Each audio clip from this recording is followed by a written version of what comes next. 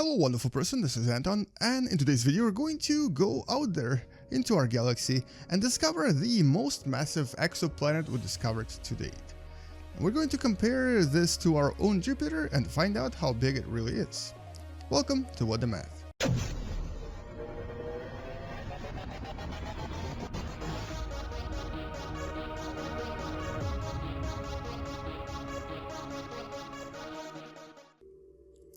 So, Jupiter is a huge planet. As a matter of fact, it's about 318 masses of our own Earth and is ridiculously large as well. Its diameter is about 142,000 kilometers. This is really big. You're going to see in Universe Sandbox how big it is when we actually make it there as well. But for now, let's actually go and find the most massive exoplanet we discovered so far. This actually is a video I was going to make about a year and a half ago, and I started looking for NASA data, trying to find this object that is supposed to be very massive. As a matter of fact, it's so massive that you could consider this to be its moon if it was to orbit around it. Now, the first object I wanted to look at is actually in the system of denis-p J082303. I'm going to show you where it's located first. It's about 68 light years away from us, right in that direction. And what we're going to do is we're basically going to fly there in space engine, and we're going to take a look at what this object is. But this is actually not the biggest planet. This was the biggest planet up until a few months ago. And when I actually was planning to make this video, this is what I was going to talk about. denis-p, the brown dwarf that was discovered back in 2013, that is ridiculously massive and ridiculously big. Okay, it's not actually big in terms of size. As a matter of fact, this is actually smaller than Jupiter. If you remember correctly, Jupiter was about 140,000. This is about 93,000 kilometers. But it is very massive. This here is something like 29 masses of our own Jupiter.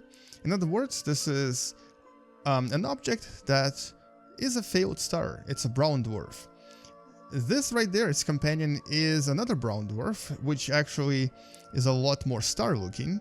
But both of these are actually not technically stars. They don't really have nuclear reaction on the inside and are limited to generating heat through the fusion of deuterium on the inside. In other words, they do produce heat, and this is how we were able to detect them, because they produce infrared heat, but they don't really have any nuclear reaction inside of them.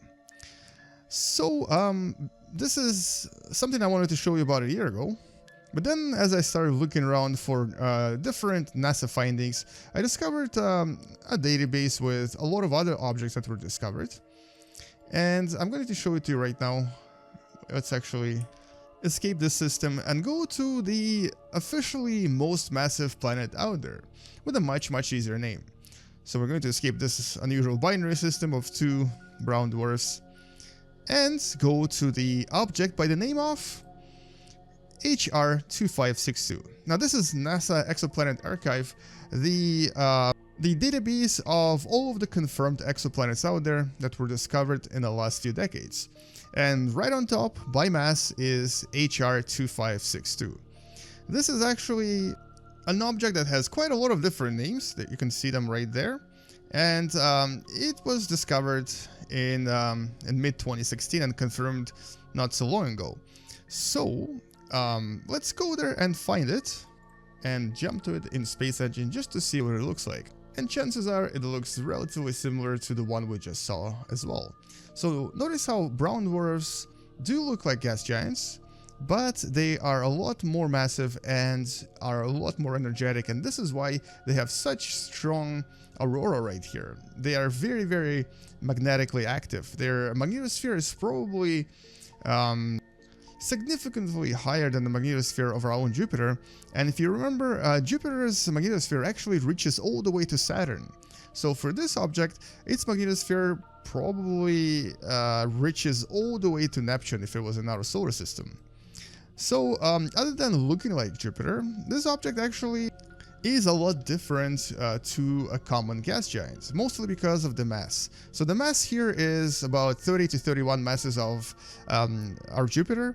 In other words, it's approximately 9,000 the mass of Earth. It's also a little bit bigger than Jupiter at 158,000 kilometers in diameter. And technically, this would actually qualify as a failed star, not really an exoplanet. Now, it does have a parent star. It's right there. It's an F-type star, very similar to Procyon, and very, very bright, about 30% the mass of our own sun, and actually extremely beautiful as well. And because it has such a massive object around it, this is how we were able to discover this exoplanet. Now, just looking at it, I guess, is not enough. So what I wanted to do is basically go into Universe Sandbox and try to show you in terms of the actual proportions and sizes how big this object really is. So let's switch to Universe Sandbox and jump to a Jupiter right here. And I wanted to actually start by showing you the magnetosphere of Jupiter. This is actually how large it is, and this tail reaches all the way to Saturn. So it's a pretty large field that is a lot larger for these unusual objects. And specifically here, we're going to see if we can maybe add another gas giant right here. In this case, it's going to be a brown dwarf by the name HR2562b. So there it is. It's right next to Jupiter in this particular simulation. And we're going to let go of it. And we're going to basically run this for... Oh, wow. Look at that. It actually instantly became super hot as well. We're going to run this for maybe a few in-game months just to see what happens. So, like I mentioned before, it's so massive that Jupiter could technically become a moon of this brown dwarf and essentially possibly even start orbiting around it and interact with it in the same way that our moon interacts with our own Earth. Now, because this object is actually so massive, and because it's, in terms of size at least, not particularly much larger than Jupiter, it has really high density of about 30 grams per centimeter cube. This is much higher than most metals on Earth, and as a matter of fact, is about 6 times higher, I think. Yeah, 6 times higher than Earth. So this is a very dense object, and its size is just a little bit bigger than Jupiter. But like I mentioned before, if I were to place Jupiter around it, which I'm going to do right now, it would probably become its moon. So there's moon, not moon, there's Jupiter as the moon of HR2562b. And look, you can see that it's actually within its Roche limit, so it falls apart right away. If I were to place Earth here, Earth might actually survive a little bit longer, because it does have slightly higher density. But Jupiter, because its density is so much lower, falls apart almost right away. So as you can see, this type of an object is technically really in its own category. It's not a planet, it's definitely not a star, it's a brown dwarf. And its mass is so big that it actually starts affecting our own sun as well. You'll notice that if I go in here, select both objects, and basically create a barycenter between them, this barycenter is going to be outside of our sun. It's going to be right there. So sun is technically now a kind of a binary system with this brown dwarf, because they're orbiting around this point right here, which is outside of our own sun. And this is kind of the definition of a binary system. And also on top of this, the sun's velocity has now increased quite dramatically. It's moving at a speed of about 260 meters per second, orbiting around the brown dwarf HR2562b. Let's actually compare it to some of the other objects in our solar system. So here is the brown dwarf, 31 masses of Jupiter. Here's Jupiter, 318 masses of Earth. Here's Saturn, Neptune, Uranus, and other planets. Our own Earth is right there, really, really tiny in comparison. Not in terms of size, but in terms of mass for sure. This is about close to about 10,000 masses of Earth, which is, when you think about it, really, really, really high. And in terms of masses of Sun, this object, I believe it's only about 2%. Yeah, 3% mass of the Sun. If you were to combine two of these objects, in other words, if you were to make it double this, so about 5 or so masses of Sun, it would actually get closer and closer to being a star. And at about 8%, so if you were to combine 3 of these objects, you would probably, very likely, most likely, become a star.